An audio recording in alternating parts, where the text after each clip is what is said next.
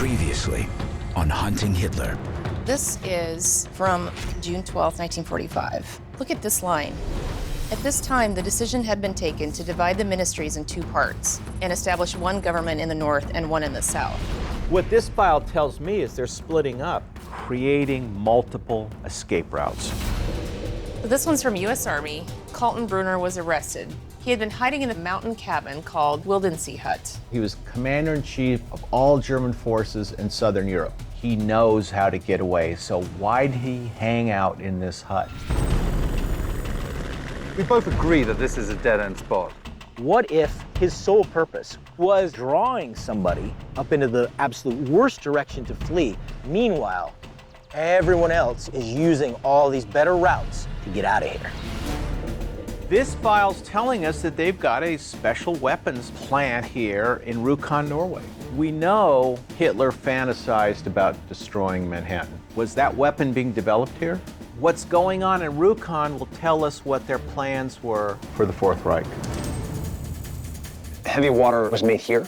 It was made here, yes. This is Adolf Hitler developing a component for a nuclear weapon. Where were they storing it? I can point down the direction for you. I think I can fit in there. We have to know where the Nazis could have moved heavy water and what they were going to do with it. I see a room back there. There's nothing in there. It's empty.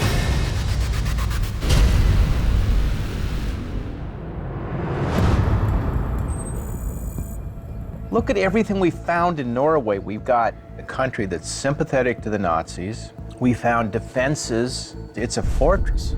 21-year CIA veteran Bob Baer and former terrorist targeting officer Neda Bakos are using an asset mapping strategy, tracking Hitler's known associates to pinpoint exactly where he could have gone after the war.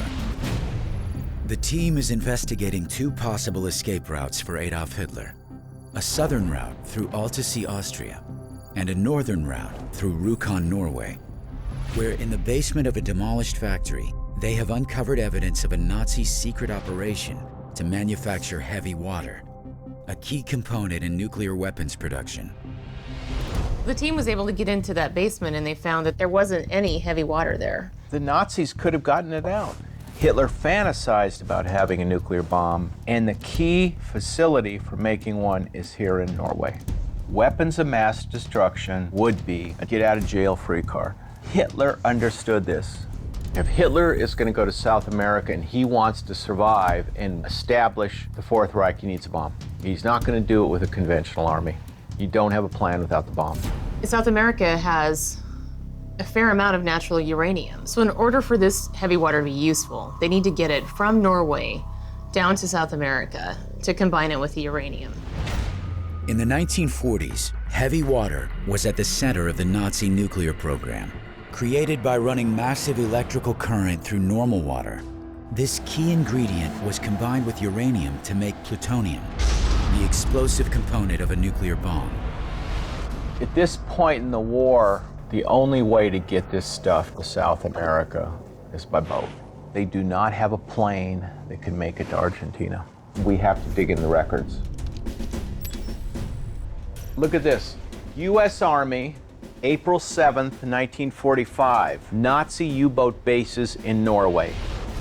In Narvik was the Aviso Grill, formerly Fury Yacht, which served as headquarters for the command of all U-boats in Norway. What we've got here is Hitler personally involved in this operation. His personal yacht has been converted to a command boat for U-boats. Commissioned in 1935, Hitler's 443-foot Aviso Grill was the largest yacht in the world, a gift from the people to its ruler. In addition to 35 luxury cabins for hosting diplomats, the grill was modified with 3 cannons, 6 anti-aircraft guns, and 2 machine guns. Hitler used the boat to inspect the German Navy and had dreams of sailing victorious into London if the Nazis had won the war. Using Hitler's yacht tells me that this was a clandestine operation. Using it to move the heavy water, that would make sense. Hitler's yacht tells us that Narvik was extremely important to Hitler. Something is going on here which I need an explanation for. Where is Narvik? Narvik is right here, the top of Norway, completely off the grid. Here's all the Allied activity right in here, and you simply go around either over the Faroe Islands or even over Iceland. This completely bypasses the entire action at the end of World War II. Was Narvik the staging point to send heavy water to Argentina, to make a nuclear bomb, to create the Fourth Reich?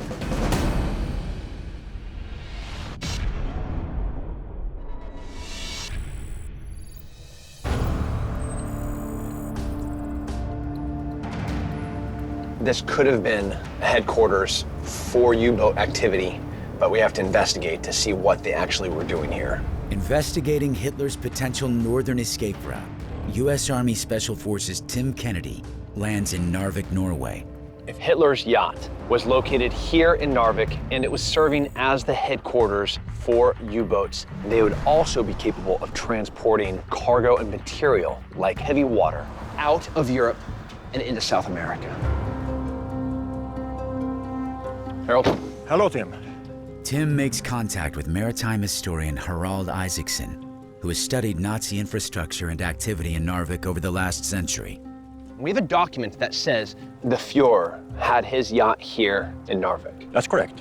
Have you heard of Hitler's yacht being used as the headquarters for the submarines? Yes. It was built in 1935, and it became the headquarters ship for the commander of the German submarines.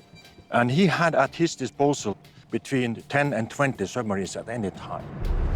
Wow. Even after Germany surrendered, there are still 15 boats here, completely operational. They were ready to go and do whatever the Nazis needed them to do. There's no question that this is a hub for Nazi activity. Why did they move the headquarters for the submarines to Narvik?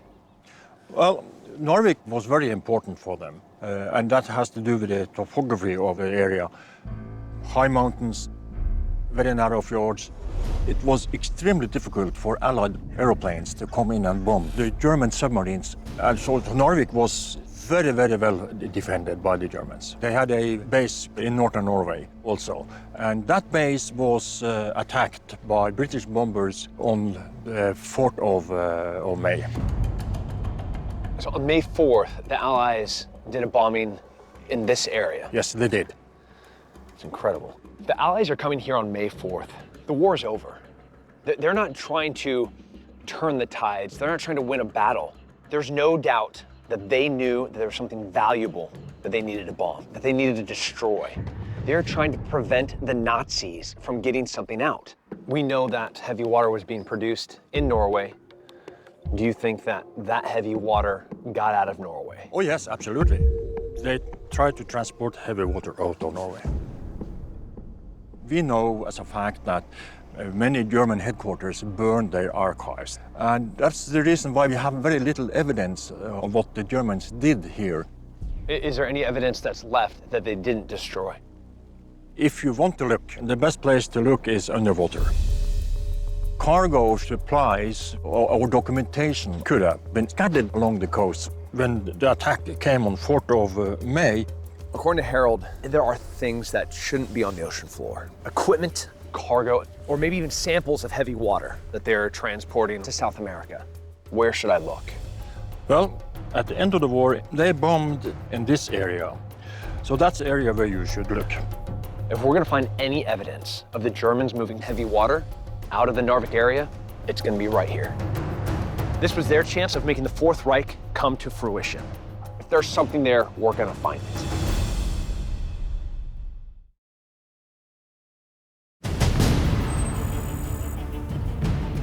Sounds to me like this is the last bastion of the Third Reich. The question is, were they moving heavy water out of this port? While the team continues to investigate Hitler's potential northern escape route in Norway, Bob and Neda dig into the findings from the southern escape route through Altesee, Austria, where the team uncovered that two of Hitler's closest associates, Ernst Kaltenbrunner and Adolf Eichmann, were hiding out after the war. We know Eichmann gets to South America, so we know the route worked. But how did he get there? It's not easy to cross borders in 1945. We figure out how Eichmann managed this, we can figure out how other Nazis managed it, and we can figure out whether it was adequate to get Hitler out. We need to look into the route that Eichmann used, see if we can retrace his steps.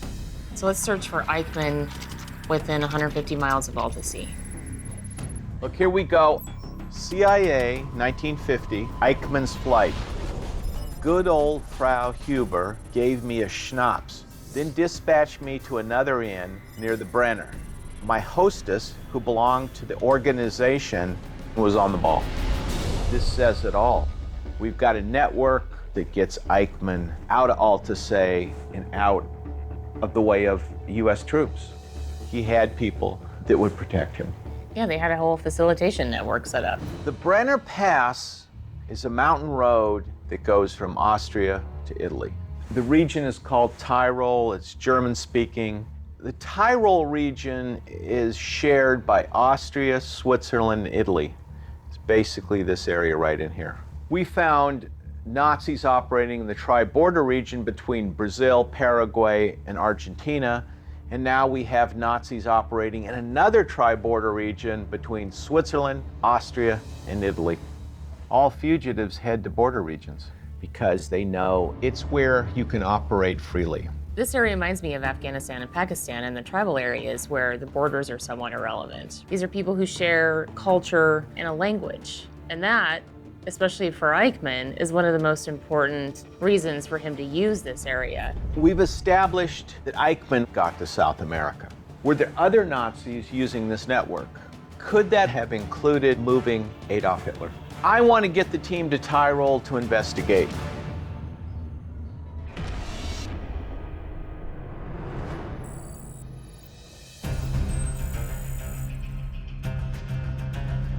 Just looking at this place, knowing that Eichmann was here, makes me shudder.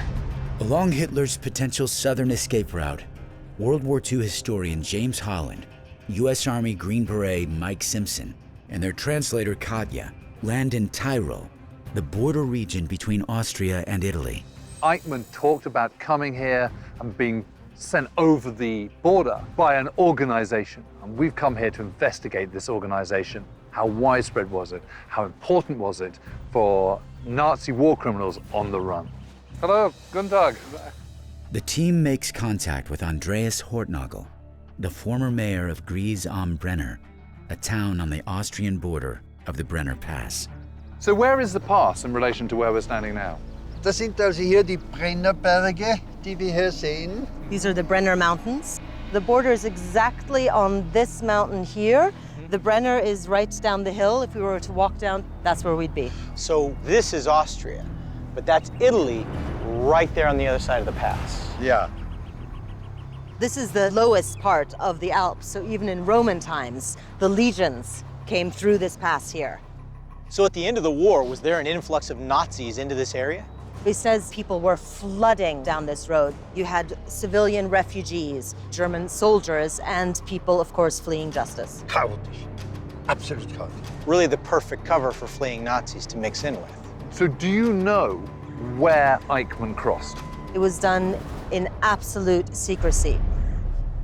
So first he spent 3 days there in the valley. There was an inn, and if things got dangerous, it was quite easily to then quickly move to a farmhouse nearby. Just down here? Down here, went up that mountain and had a guide, a smuggler, to lead him up. But why would you need a guide? I mean, that looks not at all challenging in the slightest. The same reason people crossing our southern border need the coyotes to bring them across. You need somebody who knows the territory and also knows where there might be any border security patrols, how to avoid that. It's not a simple matter of getting a compass direction and going. It was already known that Eichmann had been here and had crossed the border here. But then Andres uses the word smuggler. This paints an entirely new picture. Any Nazi soldier who was just fleeing Germany after the war would have had a support network. This was planned. So the question is, what resources were at their disposal? That's what we have to find out. I just wonder whether there are any of these smugglers still alive.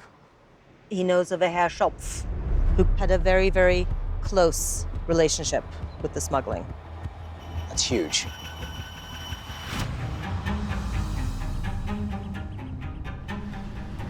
This is a place in our investigation that hasn't been closely looked at before in this aspect. James, Mike, and Katja make contact with Walter Scheff, a former smuggler for Nazi war criminals in the Tyrol region.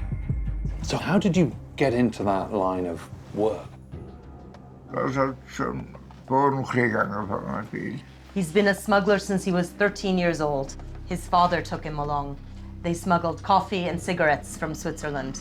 There was a great deal of poverty here, and the only way to survive was through smuggling. Do you remember the first time that your cargo was people?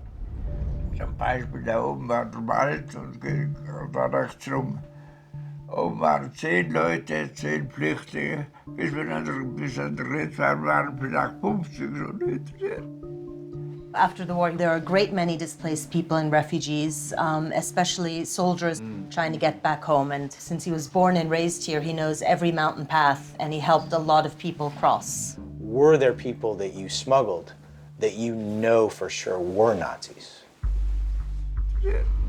He says there were Nazis being smuggled from the other side of the border across to here. Oh, wow. Das Haus aushalten. Das war dann. No. Well, smuggling kept them alive. Wollen auch. Life at the end of the war was incredibly tough in this corner of Tyrol. There was just no jobs around, there was no money around, and you had to do what you had to do. So in those years after the war, if I was quite a well-known Nazi or a war criminal, even a head of state, and I was trying to get into Italy from Austria, do you think it would be possible? Absolutely easy, because they had a lot of money. Voorprogrammeerd überall, wo sie gehen. Did they have specific smugglers that they preferred and that they worked with? They already had connections. Do you think there was some kind of organization, some network for these war criminals? Yes. So they were using people that they trusted. They'd already vetted them and organized them.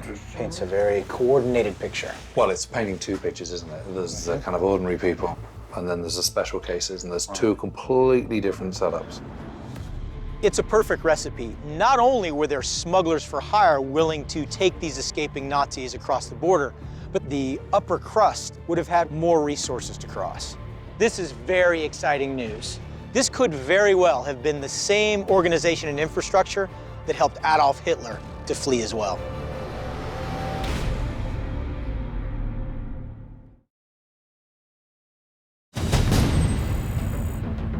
Obviously, this is a smuggling ring. And you could smuggle about just anything you wanted across these borders. While the team continues to investigate Hitler's potential southern escape route, Bob and Neda shift their focus to the northern escape route in Norway, where a declassified file points to the port of Narvik as a possible location the Nazis used to move heavy water, a key component in nuclear weapons production. The Nazis put a lot of time and money into making heavy water here in Norway. At Bariloche in Argentina, they had a nuclear reactor that required heavy water.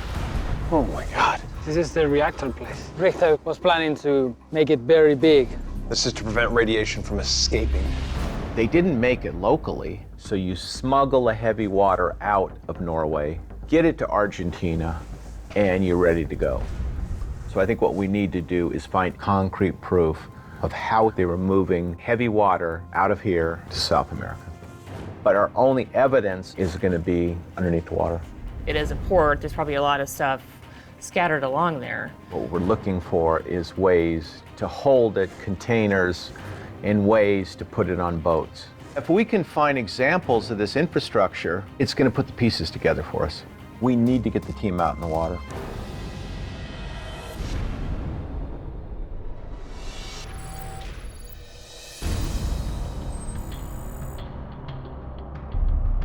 But if you put anti-aircraft guns on these mountains, you put big guns by the sea, this is impenetrable. Along Hitler's potential northern escape route in Narvik, Norway, Tim Kennedy continues to investigate whether the Nazis were able to move heavy water out of northern Norway and on to South America. Guys, We good? Yeah. All right. Joining the investigation is Marine surveyor Frank Anderson and his research team. Working off local intel, the team will search 2 miles of a deep water fjord to try and uncover any remaining evidence of Nazi infrastructure that could have supported the transportation of heavy water. Let's start getting our gear on the boat and get on the water. If the Germans were moving heavy water out of Narvik, they would have to have infrastructure, equipment, and boats. We have a general area of interest. The only thing left for us to do is get on the water and see what we can find. This is our target area. ROVs go to the water. Tim deploys an underwater ROV, or remotely operated vehicle, equipped with side-scan sonar technology similar to what the United States Navy uses to reveal the location of enemy vessels hiding along the ocean floor. Using an acoustic pulse, this state-of-the-art equipment is able to detect underwater anomalies up to 1,000 feet in depth.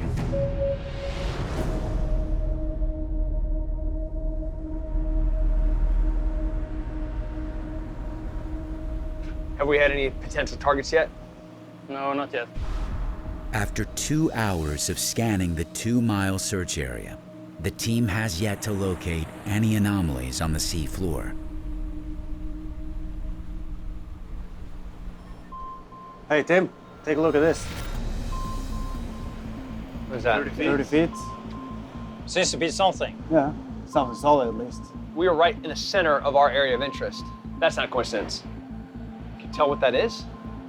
Difficult. Yeah, there's definitely an anomaly. So we got something. Yeah. You got our GPS right here? Yeah. Yeah, mark it. I mark it. Yeah, it's marked. Let's keep looking. Located a half a mile offshore and 30 feet below the water, the team has detected a man-made object nearly 15 feet wide. Zoom out a little bit. Is there anything right there? Just that section right there in the middle. Definitely something. Yeah.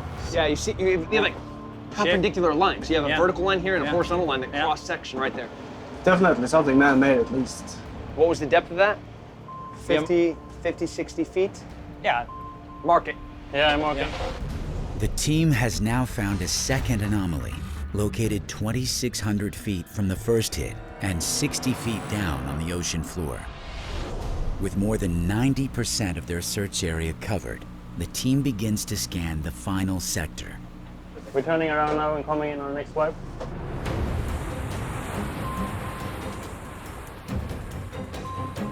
Right there, right there. Yeah? Yeah. Can you go back? Right there, right there, right there, right there. Oh, there's something big. Look at that. Look at that. Look at the front. What is that? That's suspicious. You're like, that's not rock. Yeah, it's something that doesn't belong. You can see the color variation here. It tells me that this is metal. Yes! Yes! At the end of their search area, the team has uncovered an enormous third anomaly, resting at a depth of nearly 150 feet. We have a hit. That's awesome. Definitely something man-made. Can we tell how big it rises from the seafloor? It's around 6 meters. That's massive. So 150 feet, 160 feet in depth. You got this? Yeah, you found something? Yeah. Oh, that's No big. doubt. And a big construct. Holy After completing our search, we found 3 anomalies that are standing out. Now, I have to identify what they are. That is me getting in the water and putting eyes on them, and hopefully uncover evidence that the Nazis were moving or could have the capability of moving heavy water in and out of Narvik. Now we gotta get in the water.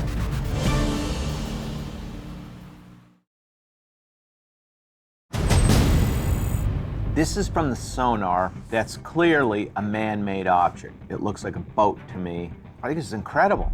While Tim lines up this mission in Norway, let's focus on the southern route. With the investigation underway into Hitler's potential northern escape route in Norway, Bob and Nada turn their attention to the southern escape route in the border region of Tyrol, where a declassified document points to an organization set up to help fleeing Nazis, including the architect of the Holocaust, Adolf Hitler. I think we've established that the Brenner Pass was a funnel for Nazis out of the Third Reich. We've got a smuggler, very credible, My question is there a possibility they could have gotten Adolf Hitler across here? You're not going to take the chance of using an ordinary smuggler with Adolf Hitler, simply for the fact he could be recognized. Right, exactly. Can we find proof of a high-level operation in Tyrol? We need to get more information on the smuggling network and see if we can find out how it functions. This is from the U.S. Department of State. On their Brenner Pass route, the first stop on the Underground Railroad is at a castle, where the director is an agent of the SS task force who is responsible to Kaltenbrunner and Himmler. This castle is believed to be the Schloss Lobbers. There it is. It's in black and white. It's an underground railroad. We're talking about the SS. This is much more than an individual smuggler. Kaltenbrunner and Himmler were devoted to the survival of Adolf Hitler. They have an organization, and they've got a castle. I think we're on to the beginning of something really big here. Kaltenbrunner and Himmler were the most important people in the SS, the personal guard of Adolf Hitler. These were the guys ordered to keep Hitler alive. The only group that's going to get Hitler out is the SS, period, end of story. Could this castle have been a safe house for high-level Nazis transferring through the Brenner Pass? And was this SS task force being used to smuggle Hitler out of Germany?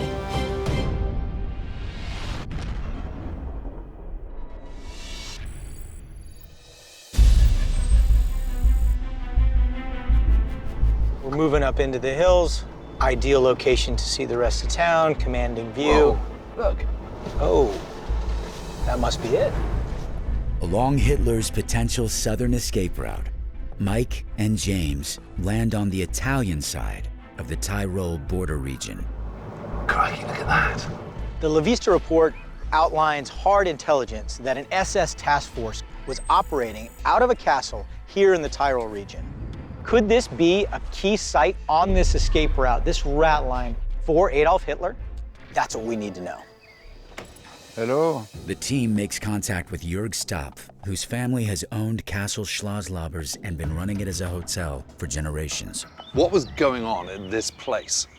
The Nazis moved in 1943. It had been running as a hotel until it's been taken over, and my grandparents, they had to leave. They took over entirely. Entirely, and then it became off limits. So what do you think it was about this castle that made it attractive to the Nazis? I think mostly because it's very well protected here. Only one road leading up.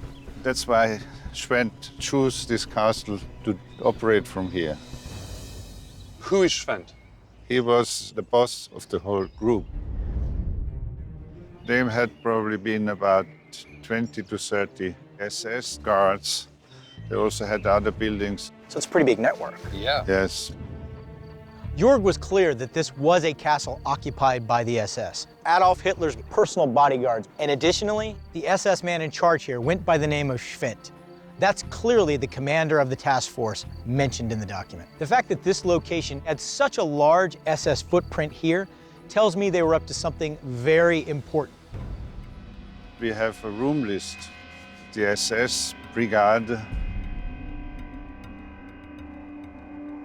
Brigadeführer, is that like a brigadier general? Exactly, and Hauptsturmführer is equivalent of a captain. So this is basically, they kept their roster of where everybody That's was. right. So Zimmer, that's room. That's the rooms they That's occupied. okay, and this is the number of the room? Yes, right. Why isn't anyone allocated to room 18? When Schwendt moved in, they just had an off limits completely for everybody. The fact that he says Schwendt designated that as an off-limits room, they didn't write anything down next to it. That gets my interest right away. Yeah. The fact that room 18 remains a mystery makes one wonder, was that where the high-value targets were housed? At one point, could it even have housed Adolf Hitler himself? Gosh, look at this. Huh. This is the same furniture? Yes, yes. And this is very much like it would have been in 1945. That's right. And can we go out here? Sure. So this is the best outlook possible. It's an amazing view. My first impression of room 18 is that this is the ideal command suite. It's situated on the top floor, far from the entrance, with a balcony and a window that provide almost a 360-degree view of the surrounding area. This castle has everything that Adolf Hitler would need in a safe house. It's strategically located, it's opulent for its time period, and he would be surrounded by fiercely loyal SS agents. At the end of the war, where was Sven? At the end of the war, he kept his rooms. What was he doing? Sven falsified British money, Counterfeit money. counterfeit money. That's incredible. But what was he doing with the counterfeit pounds? It was hidden here in the area, or Tyrol, for later purposes, for the Red Line. So they hid it with the intention of coming back for it. Yes. This was the dead drop for the Rat Line. A dead drop is a place that you basically hide something and then you have a map worked out or you have reference points worked out. So I can hide something in a certain location and then I can communicate it to you. So all of these dead drops could have been set up specifically for the escaping Nazis. A clear picture's emerging here, isn't it? Schwend suddenly becomes the operations hub of disseminating all this counterfeit money. But if you want a system that can help Nazis post-war get out of here and away to freedom, this is about as good as it gets. From everything we've seen so far, this escape route was a coordinated effort. Finances, safe houses, a 30-man SS security force guarding the castle, it's perfect. This place has all the indications that it could have been a stopping point on the Rat Line for very high-level Nazis, and possibly even Adolf Hitler himself.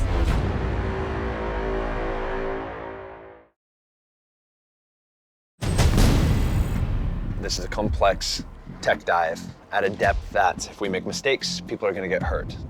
Along Hitler's potential northern escape route in Norway, Tim Kennedy is investigating a declassified U.S. Army file that claims the Nazis could have been running a clandestine operation to move heavy water out of the Arctic port of Narvik. Priority first is diver safety.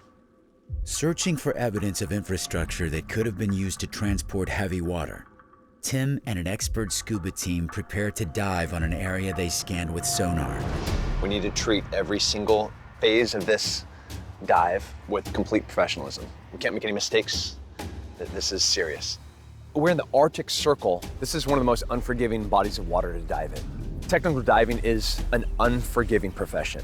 You have to be precise. The body temperature, the mixture of gases that you're breathing, all of these are vital. This perhaps is the most dangerous thing that we've done. The team has identified 3 underwater anomalies at the bottom of a deep water fjord, located at 30, 60, and 150 feet below the surface. Everybody good? Yep. Yeah. All right, let's do it. The goal is finding evidence that the Nazis were moving heavy water in and out of Narvik. We're gonna go into the water so we can go down and identify exactly what each of these anomalies are. As the team travels to the site of their first target, they put on pressurized dry suits designed to maintain their core temperature and prepare a specialized mixture of gases to help regulate the force on their lungs. Okay, we are now closing the scene, dive scene. You try to anchor out about 30 meters from ashore. Almost there. Of our 3 anomalies, what we're gonna dive on first was selected because it's in a depth that's easier to access. We don't know exactly what it is, but what we could see on the sonar looked very promising. So we have buoy right over the anomaly. Yeah. We'll disembark right here and just start a search pattern at the bottom. Yes. In order to locate the first anomaly, Tim and Marine surveyor Frank Anderson will execute a circular search pattern, branching out farther on every pass to ensure they cover the entire target area. Okay, let's do it.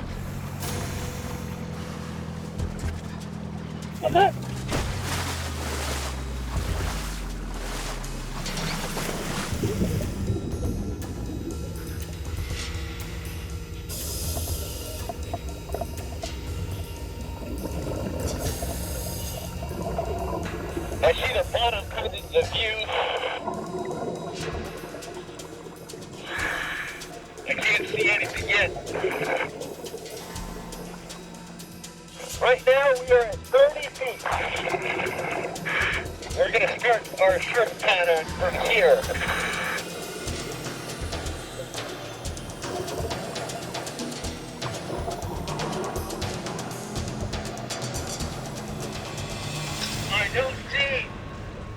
are man-made objects. Over. Roger that. I thought this was something. It's just a rock. We have finished search area number 1. It's a rock. Do you copy? Over. Roger that. All you see is rock. It was a punch to the stomach. It's clear there's nothing man-made. We need to move on to target number 2. Tim and Frank head to the second anomaly, located 60 feet beneath the surface. Due to the depth of their target, they'll descend along a weighted mooring line, a guide rope which runs vertically down from their boat to the ocean floor and will prevent them from getting lost in the pitch-black waters below. Beginning hard to set down. Target 2 is not easy to access. It's deep. This is kind of the limits of recreational diving, but we have to find that object. Right now, we are at 40 feet. Whatever is in this water could be infrastructure, could be proof of how they were moving heavy water out of Norway. Right now, we are at 50 feet. 60 feet.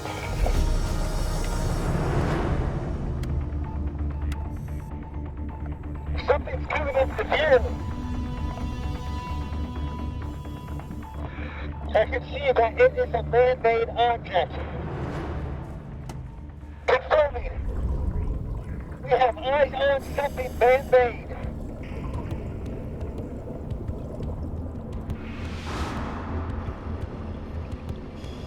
There's no mistaking this. We have an aircraft. Holy from this depth, I can see wings, the fuselage. What looks to be a propeller sticking up out of the ocean floor.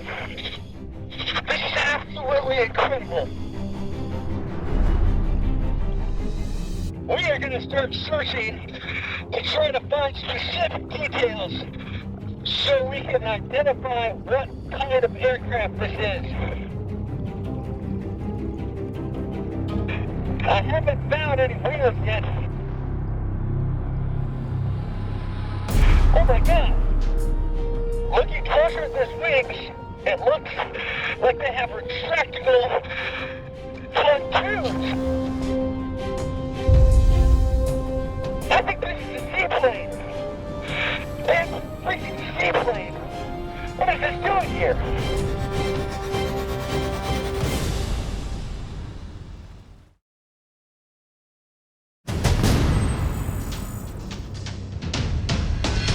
There's a freaking Nazi seaplane here. Along Hitler's potential northern escape route, Tim Kennedy is investigating a declassified U.S. Army file that claims the Nazis could have been running a clandestine operation to move heavy water out of the Norwegian port of Narvik. This is absolutely incredible. We're finishing up our search now. We'll be heading to the surface in a few minutes. Roger that. Tim and an expert dive team have uncovered a seaplane while diving on an anomaly they identified with sonar at the bottom of the Arctic Ocean.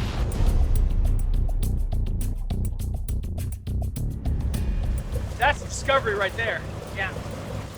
Did you see any cargo? I tried to see, but I couldn't see anything. You couldn't put a lot of cargo on that plane, even with 2 propellers, and it was small. That fuselage, there's not enough room to put anything. The plane's small. It's not something that you could move heavy water with. It doesn't have the load capacity to bring some barrels aboard and take off. I don't know what the seaplane is, and I don't know why it's here. What I do know is we have to keep looking, which brings us to a complicated, difficult target. The team prepares for its most challenging dive. Their final target rests more than 150 feet below the surface, sitting on the ocean floor at a depth where extreme water pressure and freezing temperatures can combine for life-threatening conditions. I've been diving for over 20 years. I have 1,000 dives under my belt. This is something that I am not taking lightly. One mistake and we could be dead. The deeper you go, the more pressure there is. If you ascend too quickly, those gases are going to expand and can kill you. We have to be perfect every minute of this dive plan.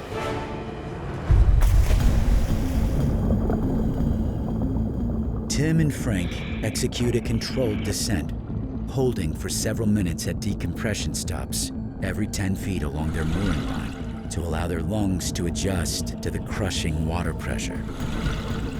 We're now passing 100 feet below. Over.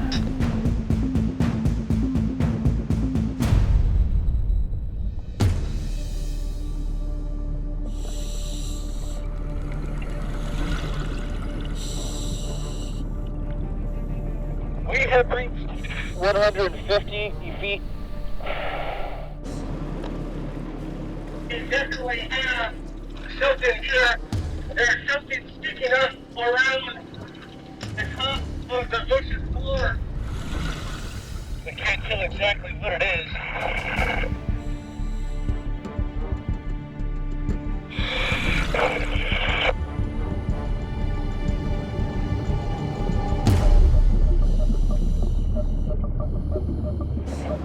We have identified a man-made object. We're going to try to get closer. Over.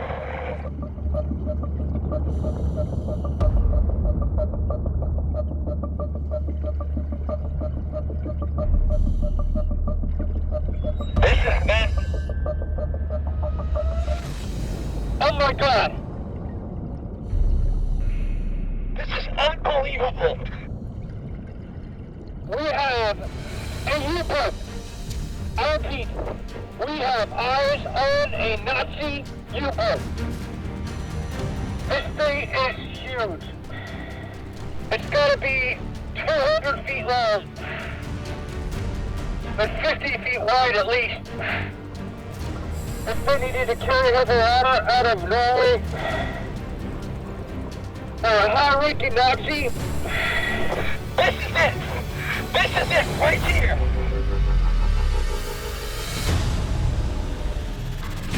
Next time on Hunting Hitler. If the Nazis buried anything here, this is the way we're going to find it. Look at that. That's incredible. The priest at the time would give aid to Nazis fleeing through the area. There's documentation that they were rebaptized. Oh my God. If Austria is where the Nazis shed their skin, then South Tyrol is where they were born again and assumed a new identity. The Red Cross was actually producing legitimate documents with false identities. The documents were something that was secure, so if they had those documents, they could easily get out of Rome. Once they've got a real passport, they're home free. This is the last piece of the puzzle, right? All roads lead to Rome, and then from there to Latin America.